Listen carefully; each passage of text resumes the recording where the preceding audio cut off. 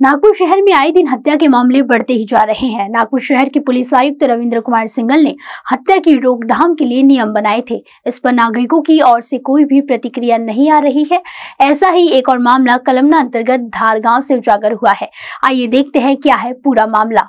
पत्नी के फोन पे बात करने पर चरित्र पर संदेह के चलते पति ने अपनी पत्नी पर पत्थर से कुचलकर हत्या कर दी। इसकी जानकारी पुलिस को मिलते ही पुलिस ने महिला को उपचार के लिए मेडिकल अस्पताल में भर्ती करने के बाद उपचार के दौरान महिला की मौत हो गई। हमला करने के बाद आरोपी पति रमेश प्रसाद तिवारी फरार हो गया। पुलिस ने जांच कर आरोपी को कोतवाली से गिरफ्तार किया है। पुलिस द्वारा पूछताछ कर आरोपी ने अपना गुनाह कबूल कर लिया है। आरोपी पति पर 302 के तहत मामला दर्ज कर लिया गया है। पुलिस आगे की जांच कर रही है। बीट मार्शल यांना कॉल आला की धारगाव परिसरामध्ये एक महिला जखमी अवस्थेत पडलेली आहे। अशा माहितीवरून बीट मार्शल आम्ही स्वतः डीबी टीम रवाना केलो। क्राइम पीआय सर हे स्वतः हजर आले, पीआय सर हजर आले। त्यानंतर तिथं असं समजलं आम्हाला की ती जखमी महिला ही आरती रमेश तिवारी होती आणि त्यांना उपचारकांनी आम्ही मग घेऊन गेले। मेडिकल हॉस्पिटल ऍडमिट केलं होतं।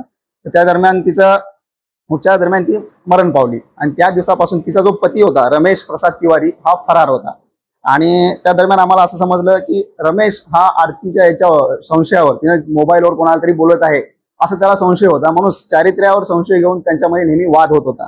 त्या वादातून त्याने त्या दिवशी तिला बहाण्याने बाहेर घेऊन आला। ती जे मृतक आणि रमेश जो आहे हा पारडी हद्दीमध्ये राहतो, त्याने तिला बहाण्याने बाहेर घेऊन आला गाडीवर आणि धारगाव परिसरामध्ये पुन्हा त्यांचा त्याच कारणावरून वाद झाला आणि त्या ठिकाणी त्याने दगडाने तिला डोक्यावर गंभीर दुखापत करून जखमी करून पळून गेला होता आणि मेडिकल हॉस्पिटल येथे ऍडमिट केल्यानंतर उपचारादरम्यान आरतीचे मरण पावली आणि मरण पावल्यानंतर या गुन्ह्यामध्ये 302 प्रमाणे कलम वाढ करण्यात आली आणि PSI राऊत साहेब हे या गुन्ह्याचा तपास करत आहेत। या तेव्हापासून आरोपी रमेश हा फरार होता आणि आपल्याला माहिती मिळाली की तो कोतवाली हद्दीमध्ये फिरत आहे।